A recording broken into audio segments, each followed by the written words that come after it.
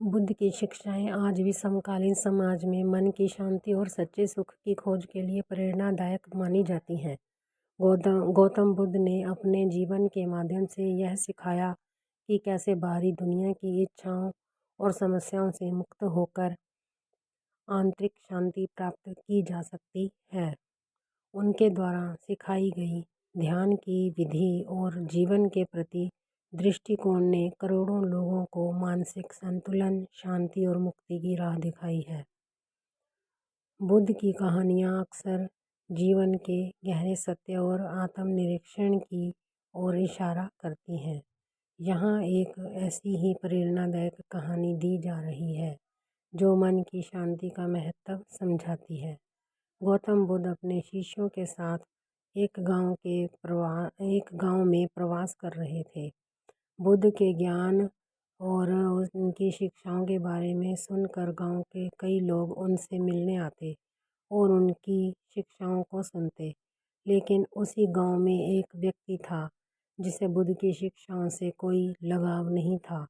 वह उन्हें एक ढोंगी समझता था और बुद्ध के प्रति घृणा और क्रोध से भरा हुआ था। एक दिन वह क्रोधित व्यक्ति बुद्ध के पास गया और उन्हें अपशब्द कहने लगा। वह बुद्ध के सामने खड़ा होकर उन्हें बेइज्जत करने की कोशिश कर रहा था। उसकी आवाज़ ऊंची हो गई, उसका चेहरा लाल हो गया और वह बुद्ध को बार बार बुरा भला कहता रहा। बुद्ध शांतिपूर्वक उसकी बातें सुनते रहे, बिना किसी प्रतिक्रिया के। उन्होंने ना तो उस व्यक्ति को रोका और ना ही कुछ कहा।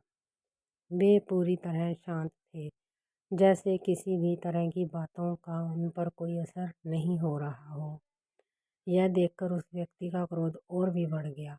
उसने और भी बुरी बातें कहना शुरू कर दिया, लेकिन बुद्ध की शांति देखकर अंततः थक गया और चुप हो गया।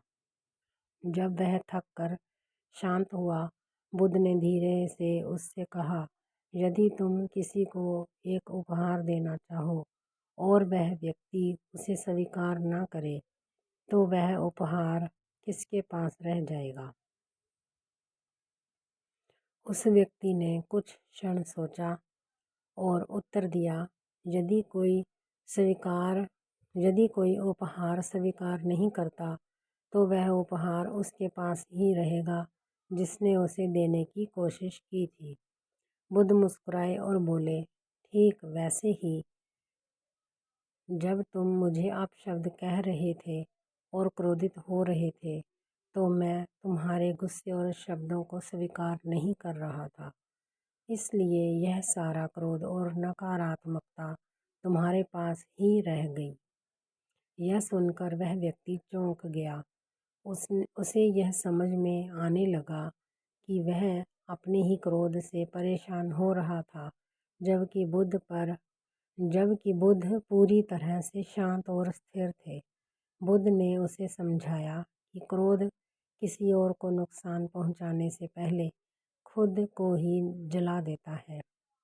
यह ऐसा है जैसे कोई व्यक्ति जलते हुए कोयले को किसी और पर फेंकने के लिए उठाए, लेकिन सबसे पहले उसकी जलन से वह खुद ही घायल हो जाता है।